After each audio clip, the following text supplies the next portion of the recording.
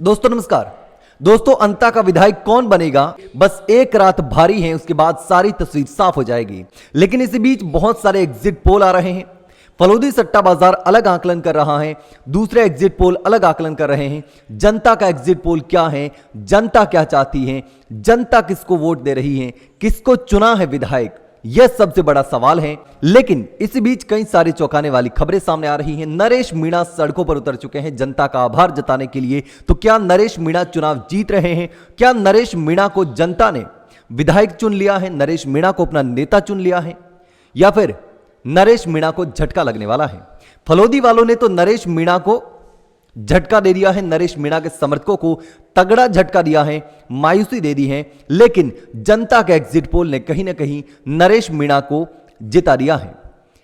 नरेश मीणा को लेकर कई सारे एग्जिट पोल सामने आए। एक एग्जिट पोल तो न्यूज पिंच ने किया, जो मैंने आपको बताया भी था, जिसमें नरेश मीणा को 33% वोट दिए जा रहे हैं और मोरपाल सुमन को 32% वोट दिए जा रहे हैं। यानी कि थोड़ा सा मार्जिन है नरेश मीणा और मोरपाल सुमन के बीच में। लेकिन इसी बीच जब मैंने 2 वीडियो बनाए तो कई सारे लोगों ने कमेंट किए कि नरेश मीणा और मोरपाल सुमन के बीच में टक्कर है ही नहीं, टक्कर तो प्रमोद जैन भाया और मोरपाल सुमन के बीच में है।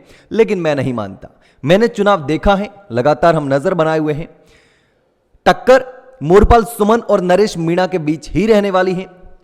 प्रमोद जैन भाया बहुत सधे हुए नेता हैं, उनका अपना वोट बैंक है, लेकिन बावजूद इसके जो चुनाव में देखा गया उसको देख करके ऐसा लगता नहीं कि टक्कर प्रमोद जैन भाया और मोरपाल सुमन के बीच रहने वाली है।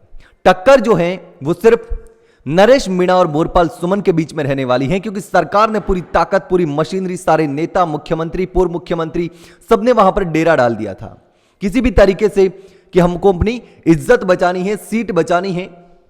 यहां से अगर सीट हार गए तो सरकार के प्रति नेगेटिव मैसेज जाएगा कि देखो भजनलाल सरकार ने कोई काम नहीं किया, जनता नाराज है। और इसीलिए पूरी की पूरी मशीनरी, पूरी सरकार, सारे नेता, मंत्री, संतरी सब लग गए थे नरेश मीणा के खिलाफ चुनाव प्रचार करने के लिए, नरेश मीणा को अकेले को हराने के लिए, प्रमोद जैन भाया को हराने के लिए। लेकिन यहां पर अब जो तस्वीर सामने निकल आ रही है वो ऐसा लग रहा है कि कहीं ना कहीं नरेश मीणा और प्रमोद जैन भाया के बीच में कांटे की टक्कर रहने वाली है। और अगर नरेश मीणा नहीं भी जीत पाए तो ज्यादा अंतर नहीं रहेगा, अंतर बहुत कम रहने वाला है। लेकिन नरेश मीणा के समर्थकों और कई लोगों का दावा है कि भले ही मार्जिन कम रहे, कितना ही रहे, लेकिन जीत तो नरेश मीणा ही रहे हैं।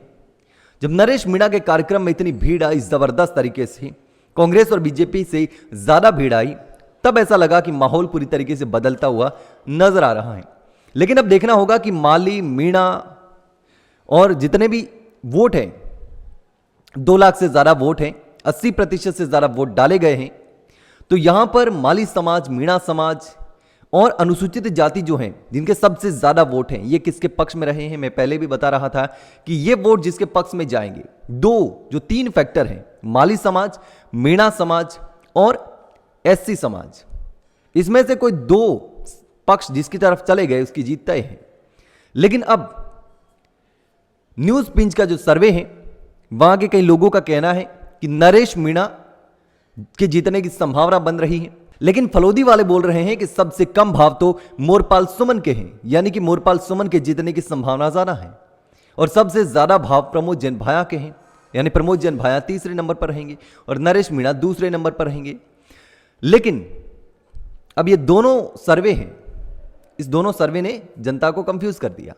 लेकिन अब सर्वे आज थम जाएंगे, सारी जो चीजें हैं वो खत्म हो जाएगी।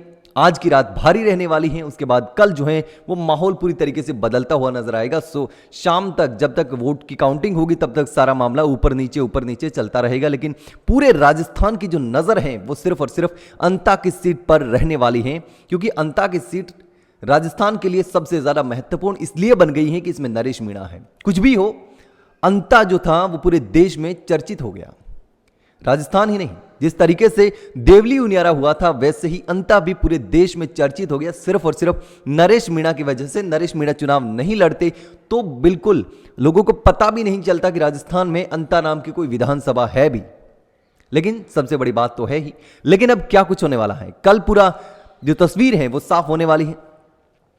कल पूरी तस्वीर जो है वो साफ होने वाली है। लेकिन आपको क्या लगता है कौन जीतेगा, नरेश मीणा या मोरपाल सुमन? आपको क्या लगता है, फलोदी वाले सही साबित होंगे या जनता का जो एग्जिट पोल है वो सही साबित होगा? जनता का एग्जिट पोल कहता है कि नरेश मीणा जीतेंगे, फलोदी वालों का एग्जिट पोल कहता है कि मोरपाल सुमन जीतेंगे। तो ऐसे में अब जीतेगा कौन, आपको क्या लगता है दोस्तों? कमेंट में जरूर बताना।